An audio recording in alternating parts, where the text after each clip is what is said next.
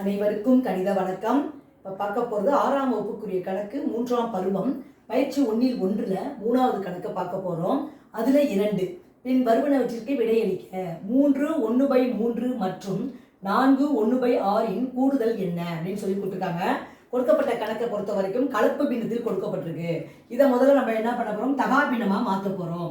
தகாபின்னமாக மாற்றுவதற்கு நம்ம என்ன செய்ய போகிறோம், இந்த முழு எண்ணை பகுதியால் பெருக்கி தொகுதியை வைத்து கூட்டி தொகுதியில் இட வேண்டும். இப்போ பார்த்தீங்கன்னா 3 பெருக்கினால் 9, 9 1 10 பை பகுதியை அப்படியே எழுதிக்கிறோம் 3. அடுத்து ப்ளஸ் குறியீடு போட்டுக்கிறேன்.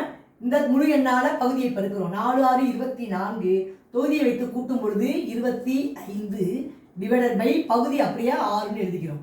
இப்போ பார்த்தீங்கன்னா இந்த கணக்கை பொறுத்த வரைக்கும் 2 மெத்தடில் போடலாம். 3 6 அப்படின்னு இருக்கிறதுனால ரெண்டுமே 3ஆம் வாய்ப்பால் வகுப்படும். அதனால மீசிமா எடுத்து அந்த மெத்தடில் போட போகிறோம். 1 3 3 2 3 6 திரும்பவும் 2 போட்டுக்கிறேன். 1 வரும் வரைக்கும் வகுத்துட்டு வரோம். இப்போ மீசிமா என்ன கிடச்சிருக்கு, 3 2 6ன்னு கிடச்சிருக்கு.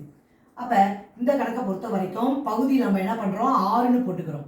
இப்போ 6 போட்டுட்டு 6ல் 3 எத்தனை தடவை வகுக்குது, 2 தடவை வகுக்குது. அப்போ 2 × 10 ப்ளஸ்ஸை போட்டுக்கிறோம்.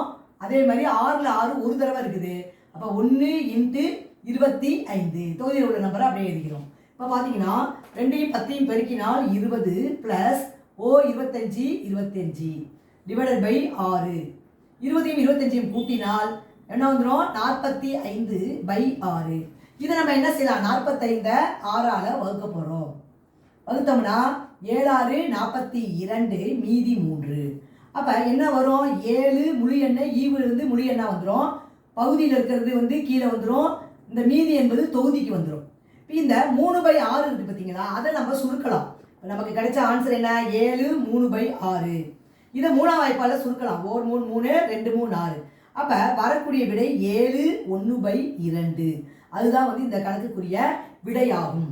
இப்போ ஆன்சர் என்ன கிடைச்சிருக்கு, 7 1/2. இதுதான் இந்த கணக்குடைய கூடுதல். புரிஞ்சுங்களா?